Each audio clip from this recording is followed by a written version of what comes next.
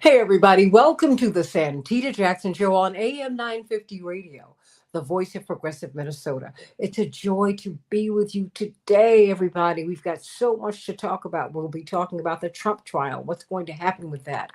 How will that impact election 2024? Let's be very clear. All these indictments and trials, they're as political as they are anything else. And we've got to talk about that. How is this impacting the electorate? What are the charges?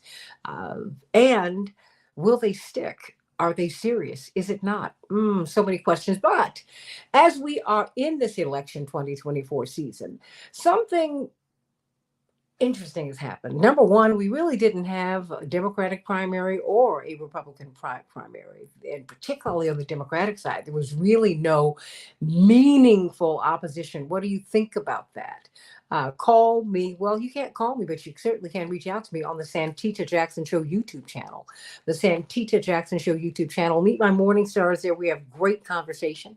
Go to Facebook, the Santita Jackson and Friends page, and like and share on my YouTube channel. I need you to like and subscribe, and please click that bell so that when we come up, you're notified. But like and subscribe and share and share and share and tell people about the show. And of course, follow me at Santita J on X, formerly known as Twitter. Let's talk about the fact that a lot of people were worried that we were not going to have options. And on the Democratic side, certainly we didn't have options. And the options were quite reduced on the Republican side, although on the Republican side, they have the candidate that they really do want, whatever ambivalences they have in different quarters.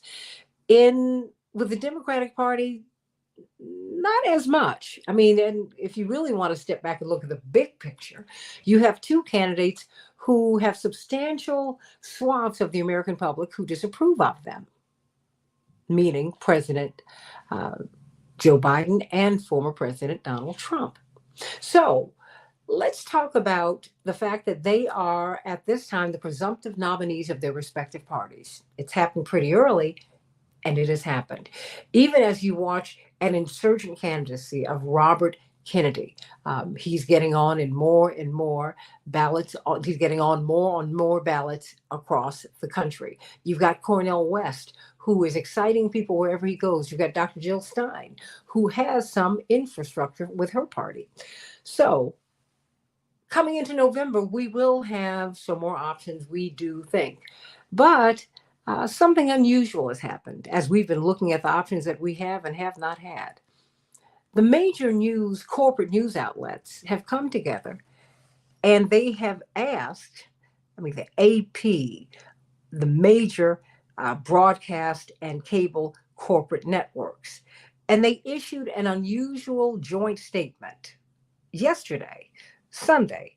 Now, when you listen to us, it will be 2 days before, urging President Biden and former President Donald Trump to commit to participating in televised debates before Election Day. It's extraordinary when you really think about it. General election debates, the group wrote, it's a rich tradition in our American democracy. There's simply no substitute for the candidates debating with each other and before the American people, their visions for the future of our nation. Now, this is rare for these organizations to have to explicitly ask these candidates to commit to a debate. So Mr. Biden has declined to commit to the 3 debates scheduled for September and October. And his allies have expressed concerns about the Commission on Presidential Debates. And, they've been organizing these debates since 1988. Mr. Trump promised to debate and regularly taunts Mr. Biden for not debating. But in 2020, he forced the cancellation of the second scheduled debate by pulling out at the last minute. So what do you think is really going to happen here? What do you think is really going to happen here? Of course, we have had Bryce Green on this show many times. He's part of the family here. From Fairness and Accuracy in Reporting, brilliant, brilliant, brilliant writer. And I would just say, just an expert on Ukraine, and has been received by the world body, by the United Nations, to talk about that. But he's also a union organizer, just a great, great activist. And I have met this young woman, Christina Tobin, who's founded an organization that, for which I have tremendous admiration as I get to know more and more about it. Free and Equal Elections Foundation, Free and Equal Elections. And I want to welcome you both to the show. And Christina, let me open with you. The Free and Equal Elections Foundations. What is it? What is the inspiration for it? And what are you doing in this election cycle? Well, inspiration derives from '98 when I saw my father wrongfully knocked off the ballot for governor of Illinois when he was running up against Governor George Ryan. And for a decade after that, I devoted my life gathering signatures to date, millions of signatures to get candidates on the ballot. In 2008, independent Ralph Nader hired me to get him on the ballot, and I succeeded in doing so as an organizer, builder in 45 states plus DC. And he organized what's called an Open the Debates rally in 2008. And that's when I learned about the Commission on Presidential Debates in my, I guess, late 20s at that time. And I learned that the CPD, Commission on Presidential Debates, is funded by pharmaceuticals, military industrial complex, you name it.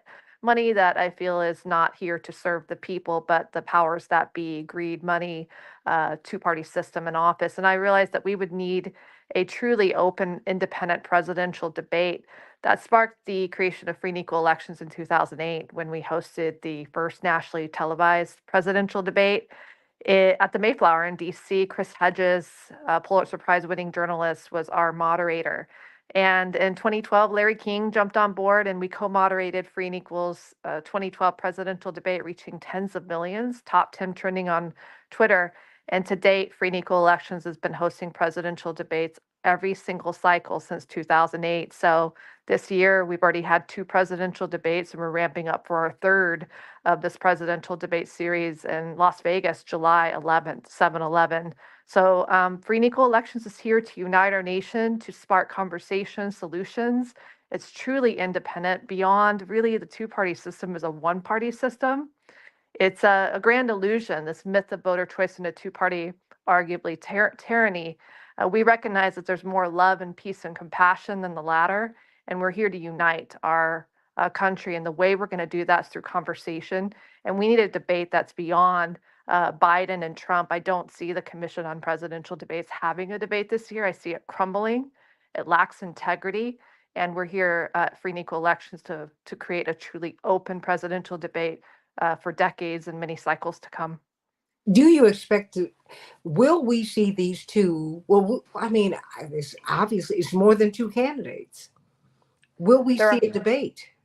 well, we already had a debate in February where Green Party candidate Jill Stein was in our debate, Claudia de la Cruz of Socialism Mhm. Party, and we had Jasmine Sherman of the Green Party, as well as two libertarians, Chase Oliver and Lars Mapstead. So Rumble live streamed it, Pacifica Network came in, and we already have many broadcasters confirmed for our July 11th debate. Beyond Rumble, C-SPAN now will be broadcasting all of our debates. They did broadcast our last debate in February.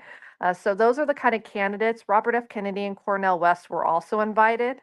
A challenge I've had in 15 years is a lot of candidates want to, how do I say, like Kennedy wants to debate only Trump. Trump only wants to debate Biden. We have to break through that mindset and that mentality. Mhm. And so I hope that Kennedy will be able to be at our next debate, Cornel West as well. I have been constant communication with both of those gentlemen. And we'll continue to move forward with our series, hopefully with them. Hopefully they'll be a part of the one July 11th. It'll be hard not to be there. Mhm. We just confirmed Epic Times, Script News, the media, the broadcasters are just rising. And we haven't even announced the debate publicly, and we already have a lot of media confirmed. So I'm confident that they'll be there July 11th because there's going to probably be no other platform that will offer a presidential debate except free and equal elections. Well, to what do you attribute all of the interest How do in? you mean? I mean, you have all of these different outlets who are plugging in to your debate, and it just seems like there's a real hunger, and you're not being ignored. That could happen, Christina. That's not what's happening to you. It's true. Well, we have been ignored for most cycles since 2008. Hmm. I have to say, I mean, in 2012, it was mostly international media that covered us, Al Jazeera, even Russia Today, a lot of dozens of mainstream media in various countries. We were pretty much, it was a blackout, excluding C-SPAN, maybe Jimmy Kimmel plugged us, PBS within the US, but none of the mainstream. But this cycle, I think it's just media is recognizing they got to do more if they want to stay in business because independent media is rising and essentially taking over as they should be. I was even told CNN is going to run a segment on our July 11th debate, which would be really exciting. So there is a desire. People want to hear conversation. They don't want to hear name calling. They don't want to hear fighting.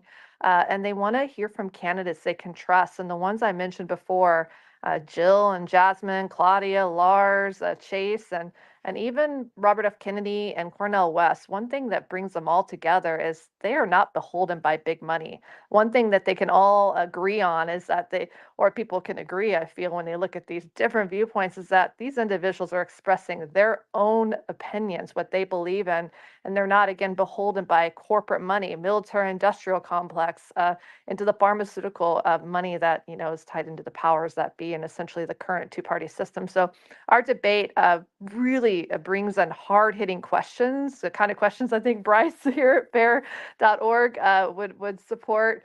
And really, we're here through solutions, conversations. I feel that, well, there are no problems, only solutions. And that's what we're here to support: free and equal elections, an independent movement that's going to go beyond our debate series this year. We have a bigger vision, and that's to inspire an independent movement, inspire people to run for office and replace most, if not every, members of Congress beginning in 2026. Well, do you think it's because Americans, I mean, the plurality of Americans now are independent? I mean, Republicans have been rising slightly in the numbers, Democrats have been dropping. But what has been growing are the independents, are the people who really hew not to either party, either of the major parties. They're looking for something else. Um, do you think that's what's happening? I've been an independent my whole life, and that is Mhm. definitely what's happening. There's more independent voters than there are Democrats and Republicans, and there's a desire and a need for an independent movement to rise more than ever. So we're at the forefront with free and equal elections. We also bring in technology. It's a really important thing for me to bring up. Our last debate, there were over 330,000 votes casted through Free and Equal's blockchain voting app powered by Nexus.io. Nexus.io, Colin Cantrell's the founder. His dad co-founded SpaceX with Elon Musk. So the technology and putting free and equal on a decentralized platform ledger in the future is the bigger goal for this to be here for many generations beyond my time here on Earth. For the people, I do not own it. So, but 330,000 people voted for that app, and uh, they really, I mean, Robert F. Kennedy, he made it the top 7, and I don't even think his campaign promoted the app. Cornel West as well, and all these candidates, whether they're running with the party line or not, I personally see them as individuals. I see them for who they are, what they support, and through blockchain voting and technology, as we build out our app and put every single one of the candidates currently in office and running for office, we'll be able to see every single candidate beyond the party lines. I even see Donald Trump as a individual beyond the Republican line, and so Mhm. on. Well, because he's floated between and amongst parties. I mean, he's not doctrinaire. He's transactional. I mean, I say that and people get angry with me. I'm like, if you look at his record, that's who he is. And I think you and I have a background that's very similar in that we've had fathers who had to run against major parties. And so you see up close and personal the unfairness in the system. Tell us how you got into this. I mean, please break down more of your own personal experience with a major party and how you watched your father get blocked. And I not want that to this is just about my daddy and daddies and daughters. No, you're in the room. And when you have parents who are conscientious, I think you would agree, they bring you into the room because they want you to see how this works, right? Yes, I never met my biological father until I was Mhm. about 11 or 12. So I wasn't Mm. around politics. I grew up in Texas and different lifestyle. And then next thing I met my father, Jim Tobin, at 13 years of age. I remember looking around, seeing these big stacks of pieces of paper. I'm like, what is this? And I learned my dad had hired Paul Jacob. He does a lot of work with Ballotpedia, the original Mhm. creator, I believe. And they did a term limits petition together, million signatures. And I learned what term limits is. And so, come 17 years of age, my father ran for governor of Texas. At that time, for over 30 years, he'd been running National Taxpayers United of Illinois, which really went international in the latter of the 45 years he ran that organization, really going up against tax increases in the 70s. I think 1976, he led a tax protest against the income tax. My dad taught me about the Federal Reserve. In fact, he worked for the Federal Reserve for 9 years and Mhm. quit 1 year shy of getting his his pension, lifelong pension. And so, Dad was at the peak of his career in '98, and I learned as running as a libertarian, he ran as a libertarian for governor. He had to get 25,000 signatures to get on the ballot as a third party candidate, which third parties and independents have to do in Illinois. While it's only 5,000 for Democrats and Republicans, my dad turned in over 60,000. He was recommended to be placed on the ballot by the hearing officer, and the state board of elections still knocked him off the ballot. The corruption, my dad sued the state board directly out of pocket, $1 million lawsuit that the Illinois Supreme Court took, but unfortunately he lost. But they call me the silver lining of '98 because it made me upset. I saw the flaws and the injustices of the electoral system. So for about 10 years, I hope, a bright light within a dark, dark world called the Chicago Board of Elections. So I would show up and help get candidates that didn't matter, libertarian, green, independent, Democrats, Republicans. I think I did 2 Republican gubernatorial drives at the same time because I Mhm. believe in more voices and more choices and getting candidates in the ballot, and had an unusually successful 70, 80+% record and a very challenging arena. So that really gave me the strength and the audacity and the experience to take on a drive like Ralph Nader, an independent. In 2008, has his National Ballot Access Coordinator, which takes over 900,000 signatures to get an independent on the ballot for president. That is astronomical. That is unconstitutional. Well, it's only 25 or 50,000 for Democrats and Republicans. So when we get accountable people in office, we're going to get rid of these election, I like to say flaws. That's a soft way of putting it.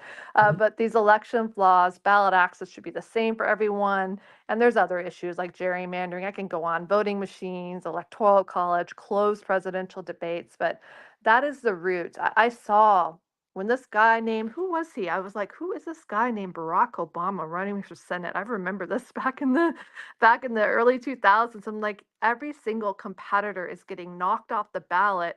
Why are they doing this for Obama? I have never seen anything like this. And I said this, I'm like, they're going to run this guy for president someday. And they did. So, yeah, these are a Wait a lot of minute. different Stop right flaws. there. Hmm. Because being an Illinoisan, and I just moved back to Illinois I grew up in Chicago, although I lived out east and out the country for many years. I, I think no one can really understand his ascendancy. It was unlike anything you had ever Mm, seen. And you were clear that there were plans for him to do big things and to be president, quite frankly, because all the viable candidates, Bryce, who were in his way were knocked off. I mean, they had their sealed marriage divorce records pulled and put in the paper. You remember that, Christina? I was like, I've never seen anything like this in my life. never. Oh my gosh. Well, Oh, that's that machine, that what you were talking about earlier with this, this two-party illusion. I mean, that happens on a microscopic level, like even within the respective factions of this uniparty. The Democrats and Republicans. Democrats, especially in Chicago. I mean, I don't need to tell you, have a machine that doesn't just encompass ballot access or debates, but I mean, the people all rub shoulders together, go to the same parties with the people who run media organizations, who run all other aspects of corporate life in these different areas. And so when you combine this control with with a debate system that doesn't even try to elicit outsider views. I mean, it's pretty clear why we get the policies that we're seeing today. Why policy hasn't changed much over the last 30 years in America. because, well, if the people who control the debates are keeping dissident views outside of the boundaries, well, then it's pretty easy to see how that leads to a uniparty. I mean, so Christina, as you have navigated the system, I mean, it seems to me that you are more transpartisan. I mean, as an independent, it's like you look at, you see, it is one party with one bird with two different wings. And what do you think? How do you think the republic fares? Not democracy, because we have democratic leanings. But first, we're a republic, a constitutional republic. We're not a constitutional monarchy, which is a huge leap. How do you think this not having choices, not having, a free and equal system where, I mean, where you hear all of the voices, what do you think that does to the republic? What do you think that does to our society, Christina? The name Free and Equal Elections, you can go to our website, freeandequal.org, and register for our newsletter. The name Free and Equal came about in the mid 2000s when I was getting candidates on the ballot, and the election law attorneys I worked with, Andrew Spiegel, Adam Lasker. Andrew opened up the Illinois Constitution, Article 1, Section 3, and it says, all elections shall be free and equal. And I said, when I start a nonprofit one day, I'm going to call it Free and Equal Elections. And I think the system, I hear you on Republic. I sometimes kind of go demo public. That's how all partisan I am. I think that the Mhm. powers that be have taken away the power, or tried to, of the word democracy. You're And right. same as Republic across the board. And there's a purity in both words when you go back to the root of it. So I just go kind of lean demo public. Let's bring everybody together. No matter what challenges we have, is all the more reason why we rise and stand up and overcome. The we shall overcome. Your history, Santita, with your father, knowing the Jesse Jackson, the Al Sharpton, and really coming up against the system in different ways and energetically, what they had to do then compared to what is being done now. I've been really tapped in deeply into the civil rights movement. I've sat down when we had him here on Earth. He's transitioned past Mr. Ramsey Clark, our former Oh, Attorney yes, General. yes, yes. He endorsed free and equal elections. I've met civil rights leaders, mentors back in the day through the Black Panther. I've been connected recently. I'm talking to the leaders of the Black Lives Matter this week, actually, and supporting our series, and just really coming together. And I've learned, even through mentors, Amelia Boynton Robinson, I was told maybe I was the last one to interview, of the March of Montgomery, the civil rights movement. She taught me, be sure you're right, then go ahead. That's what her mother taught her. Be sure you're right, then go ahead. African American woman who ran for Congress, Selma, Alabama, garnering, I think, garnering that is, over 10% of the vote, and really sparked the March of Montgomery, bringing in Martin Luther King and Bernard Lafayette. I've spoken with him Mhm. and many others. And uh, we are so close to achieving a demo public more than anyone. This system is so weak. They pretend to be strong, but it is about to crumble. And we've got to, and we will have something so beautiful that will rise. And technology is here, it's not going anywhere, and we will use it for great things. And we're going to have great people in office that are going to really make sure that technology is being used for great things rather than the latter. And we will achieve a true demo public, republic, however it may be, a United States of America, a one world, a beyond the Constitution. Even our forefathers weren't perfect by any means, but I just see so much good ahead and so much hope and a year or decade of abundance on the horizon. I hope that answers your question. That's just where my heart is. And I'm just getting started at 42 years of age. I just really, my knowledge, my expertise, the people that what I know now and what I will know when I'm 50, I'm excited for that. So, what an honor to be on this call with you and Bryce, and to learn from many mentors and like-minded individuals, and realizing there are so many more of us than there are of them. And that's one of the gifts of this show, being able to gather people. I mean, I didn't know you before today.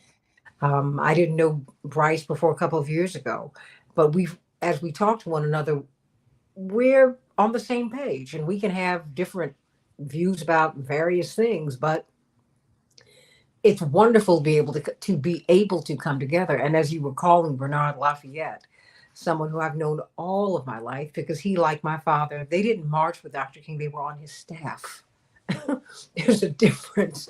Dr. King pulled my father out of seminary at the University of Chicago when he was a semester away from his master's in divinity, because he said, I can teach you more about theology than you could ever learn there.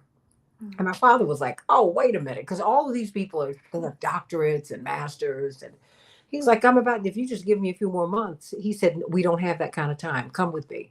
Dr. King was dead about 2.5 years later. He'd been killed. And, I think we are on the precipice of something really, really great. Um, do you think Americans are restless for this kind of change, Christina? I think that when they see it come, they're going to hop on the train. Like there's no stopping it.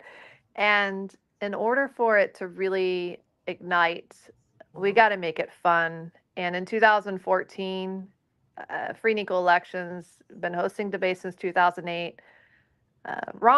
Congressman Ron Paul had this Mm-hmm. quote saying, if we're ever going to bring about revolutionary changes, I dropped the R and say evolutionary changes. He said two things would need to be involved: the youth and music. And that sparked the creation of United We Stand Festival in 2014. Free and Equal Elections has been hosting that annually for, I think, 8 years now. Robert F. Kennedy was our keynote speaker last year. We've had Chuck D, Public Enemy, on our stage, Immortal Oh. Technique, to Marianne Williamson. Truly, more voices, more choices, and endorsed by so many. Ed Asner, across the spectrum, and beautiful people. And I realized that we would need a platform beyond the presidential debates one day, which is strategic that the series this year will break out after the final up to 6 debates this year we're going to have with the presidential debates is going to break out to the United We Stand tour in 25 and 26. So in order for people to get inspired, engaged, we got to make it fun. And music, it's the healer. Music is the healer. You're a musician, you have a voice. And it's definitely at the last 2 debates, we've had singer Marie Tati open up with the national anthem at Mm. our debates. And my civil rights mentor, he's actually introduced me a lot of artists like Marvin Gaye and many others. Yes. And that what's going on that comes from Dennis there, who knows Bernard and Ramsey and Amelia Boynton Robinson, has brought me directly to all of them. And I know why now. I knew then, but now I know why he did it. And being a bit older, but still younger. And so Mhm. yes, it's when it comes, and we got to give everybody something to do. Click here to register to vote. Get involved in your local community. Run for office. I ran for office myself at 27 years of age for California Secretary of State. And I am here to inspire. I don't have any desire to run ever again. My role here is to help get candidates across the spectrum with accountable candidates elected. And that's the role of free and equal elections. So music, art, conscious artists, thought leaders, organizations, a coalition. I welcome you and your show, Santita, and brycefair.org to join our coalition for this presidential debate series and this tour to come in the future. Oh, look, I'm here for it. I really am. Great. I mean, Bryce. I mean, what do you hear as you hear Christina Tobin talking about this? I mean, this movement really. Well, I mean, I hear a serious critique of a lot of the things that I've been learning about, I've been studying during my political education. One of the things that you see if you study politics, if you're following closely, is you see these waves of excitement. You see these waves of media coverage that cover candidates as if they're going to bring about serious change. They're able to manufacture the image of a president that's doing serious change. When I was a kid, I saw it with the Obama administration. I didn't realize what a failure the Obama administration was until well into the Trump administration, when I actually started being educated about these sorts of things. Throughout the Obama years, you would see all these headlines about what a great job he was doing, how all the attacks on him were unfair. And then after the fact, you would have all these retrospective articles talking about how great he is. And then, uh, when in reality, Obama continued much of the same policies from the Bush administration that now continue on to this day. Now, why is that able to happen? Why are people able to, uh, or why are media institutions and our oligarchic institutions able to convince the public, or at least behave in a way that makes it seem like there is real change going on? Well, it's because there is a very vibrant debate that happens in American politics. It's just bounded by the interests of the corporate elite. They don't debate things like military spending or America's global dominance or uh, the austerity policy as a default. Those things are cast off to the side. And when you ignore those things, then you're able to have debate about other things that are relatively inconsequential to the interest of power. And that's what this current debate system has now. That's what our entire media ecosystem, our political machines, and our ecosystems are promoting. They're promoting this debate within a narrow spectrum, while the serious issues that Americans really care about, that are actually affecting people's lives, that are impoverishing people, that are causing people to go bankrupt, all of these things are cast off as beyond the pale.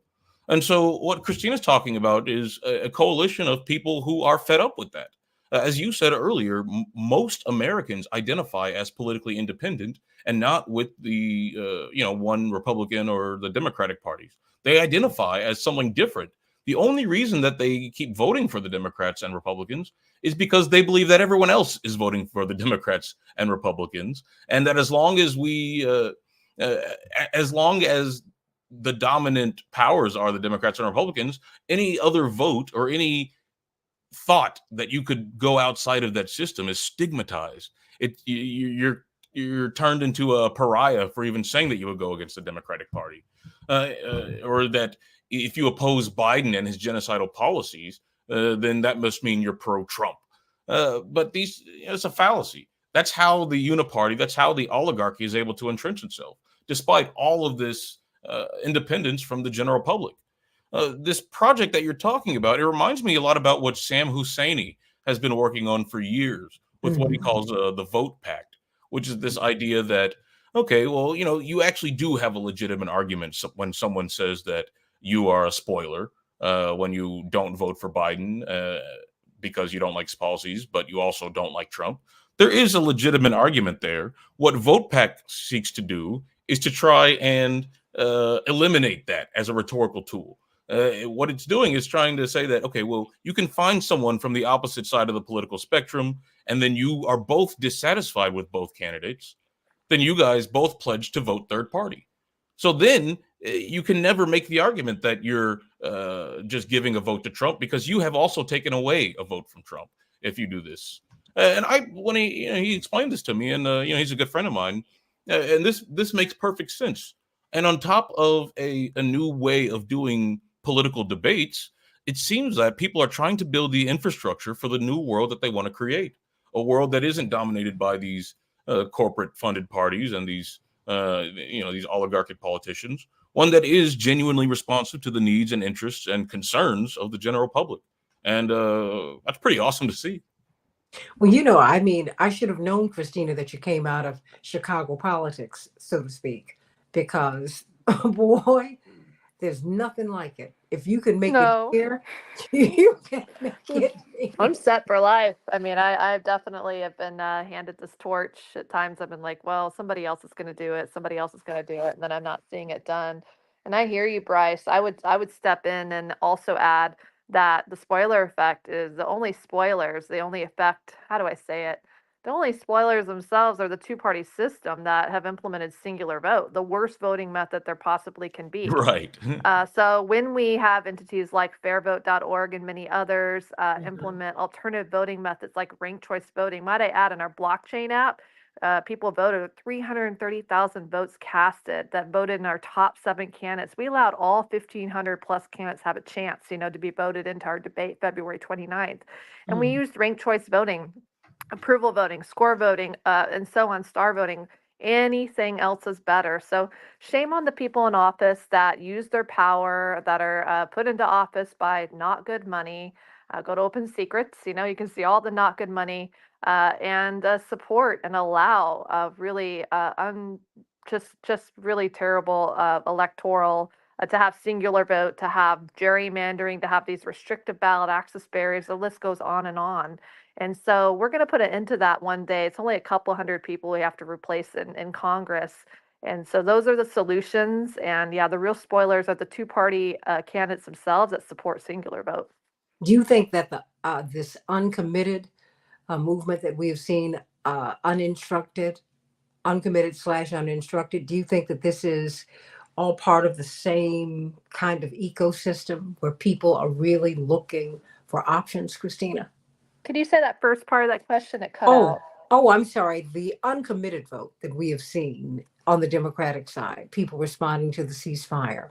When you got, they were looking for 10,000 votes in Michigan. They got 101,000 votes. They got 19% of the vote here in Minneapolis, St. Paul. And they've gotten more than 500,000 votes all around the country. They got 48,000 Democrats in Wisconsin, but 12,000 Republicans. You see more and more people breaking rank with the two-party system. They're looking to express themselves. I think it's far more nuanced, people in our politics. What do you think? Definitely. I definitely want to tap in a bit into the voting system. And has the system been stolen? Many could say beyond Trump.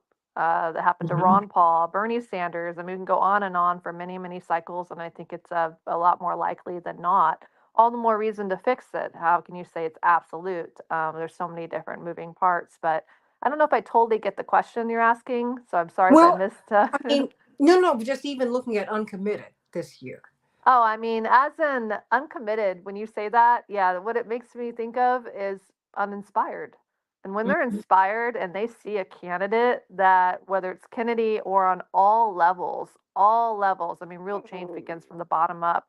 And when we get accountable people elected into office like Thomas Massey, congressman, I believe in him. Mhm. That's about the one Mhm. congressman I would completely vote for. Mhm. Justin Amash and Rand Paul are up there, but Thomas is his own category of heart. A self-farmer, stands up for the farmers and healthy lifestyle and people. And he'll actually be at the event July 11th at the debate. I hope he'll be a part of what we're doing. And as we see more people like him run, Kennedy, Marianne Williamson, the people at our Mhm. debates, whoever inspires you on all levels, people are going to want to vote. They're going to want to get involved. They're going to want to wonder. They're going to research and be like, why do our voting machines, why do they tie to Diebold Dominion? We've been hosting, Free and Equal's been hosting electoral reform symposiums as well for almost a decade. I've had controllers, members of the Secretary of States come to our conferences and say that these voting machines are rigged. These are neutral people, left, right, doesn't even matter, that are like in a Secretary of State office, controllers, mayors like these, they see the numbers change on these voting machines. So we can't change what's happened in the past, but we can change what's going to happen in the future. And so those individuals you're speaking of, when they get inspired and be a part of something that's fun, music, vibrational, unity, making it fun and exciting and solution based, they're going to hop on board the train because there's going to be no stopping it. You're either going to hop on or you're going to watch from the sidelines. But I think it's going to be a lot more fun being a part of making our world a better place. Harpreet Bahati, I don't want to hold you over because I know that you've been under the weather today. But boy, I've enjoyed speaking with you because I think that what you're doing is so important. It is so very important. Um, what are your final thoughts? I mean, you talked about people when they saw Bryce, you're mentioning Obama when he ran, in 2008, having just worked for Nader, when Obama won, I knew the whole campaign was just like, you follow the money, the when corporations illegally, but, the people, judicial system and office is appointed by the two-party system. So people like Obama don't have to follow the rules because the judicial system favors them. But when all the rules were let down, where international corporate funding donations were sent to Obama, Ralph Nader told me this personally. you follow the money, and I knew, I was like, Obama is not the real deal, and that goes beyond Obama and the Bush and the Clinton, and for many, many cycles to come. And we're at a point where I go back again to the words of "We shall overcome." We shall overcome. And Pete Seeger and the words that "in this land is your land," and the words of Amelia Boynton Robinson, "Be sure you're right, then go ahead." Mhm. And I just tell everybody right now, be sure you're right. Be sure you know what it is you want to do to make our world a better place, and go ahead. And just know that peace is coming, it's on its way. And once that idea sparks, once it catches on, that flicker, like there's just no stopping it. And so it's really been, I'm a little slightly under the weather, but I'm Mhm. okay. That's life. And I just wish, and will always continue to wish, for healing of our nation, our world, what's going on. I have to mention, I mean, in Israel and Palestine and Gaza and Ukraine and Iran and Syria and Russia, like these people, these few people in power, these governments, stop. Like, you are just such a minority, and we are the majority, and we are Yeah. going to rise. And when America rises, the whole world is watching, and they're going to follow. To all the beautiful people in the world. So freeandequal.org, you can check out and get on our email list. And I thank you so much, Santita and Bryce, for your time. Bryce, it's so lovely to meet you.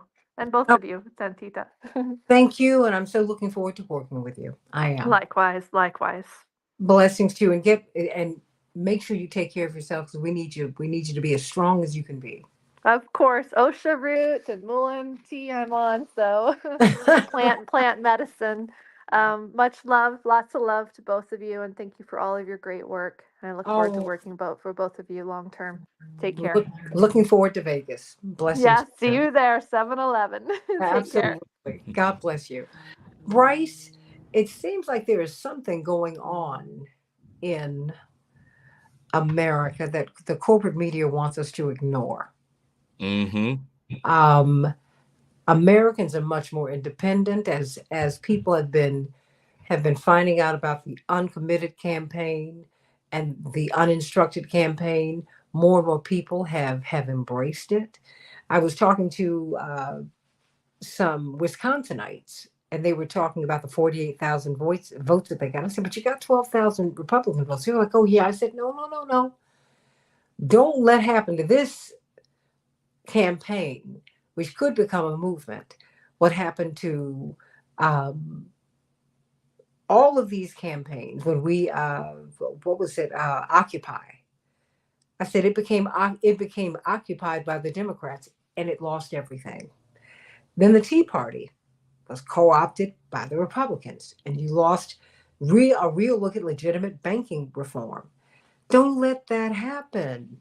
Don't let it happen. Because we have to go on. There's something else going on out here, Bryce, as we're looking at people who are voting uncommitted, unrestricted, people who are not voting in the system, but they're getting in the streets. I mean, what do you see? What do you feel? Because you're organizing.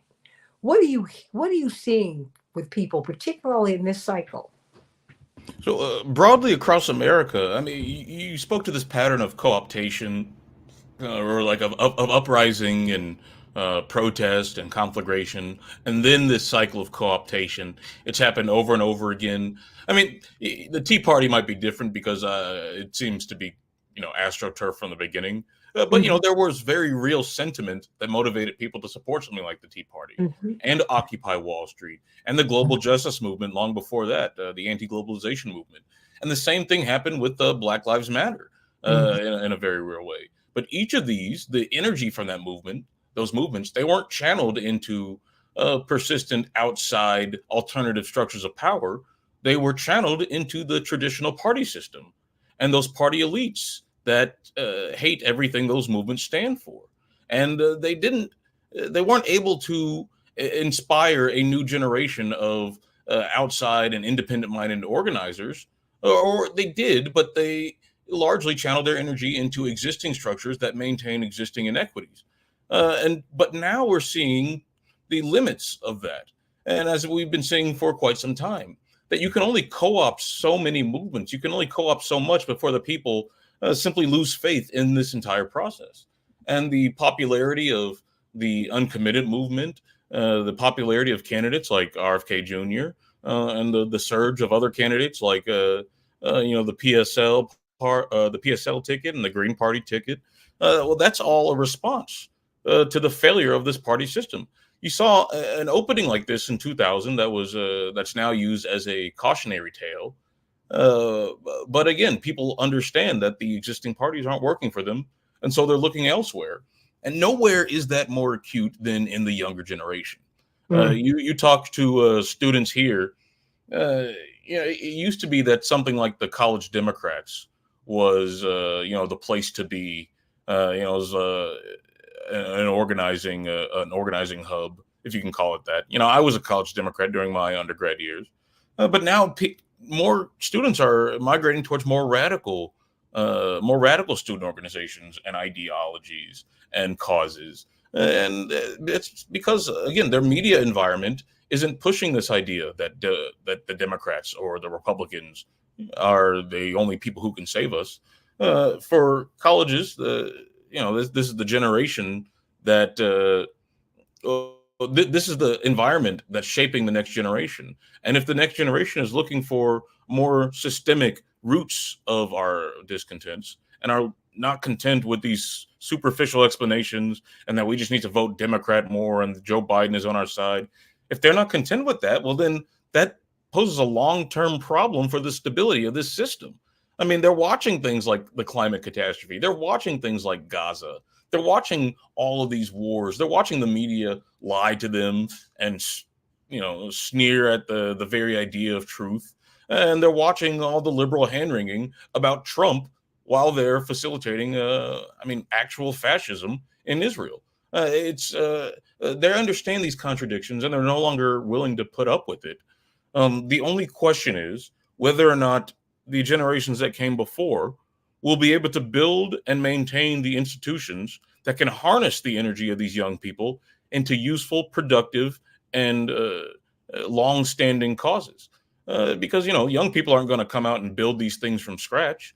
There needs to be something there, and people like Christina, people like you, they offer a vision of something that might be able to be that alternative.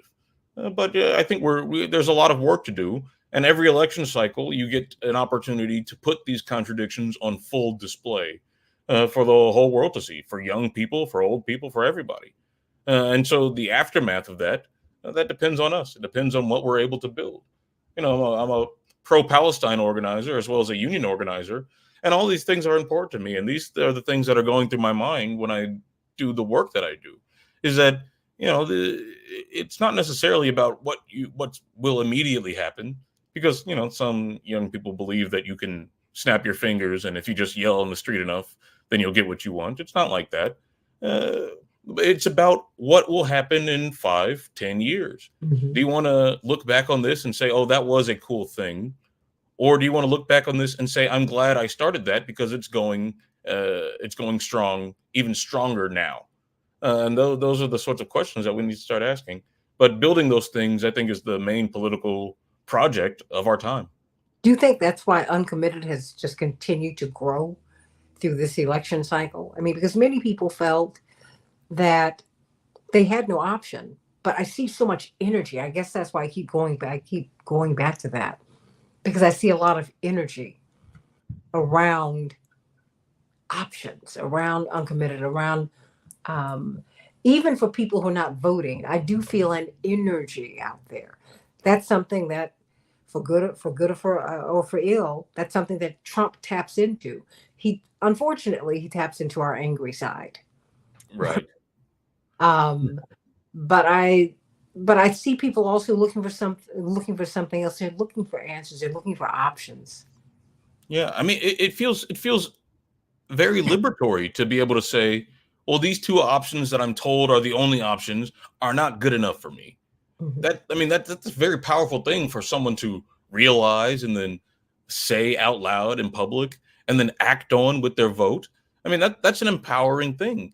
And the whining of the Biden administration about this, they're saying, oh, guys, you guys are going to vote for Trump. I mean, that's only fueling it, because not only are they recognizing that, not only is the Biden administration recognizing that it's a problem for them, but they're also telling people that they refuse to change their policy and that it's the voters who are the problem. I mean, Mhm. that's pretty remarkable. So while you have people casting protest votes, they're being spat upon by the person they're protesting against.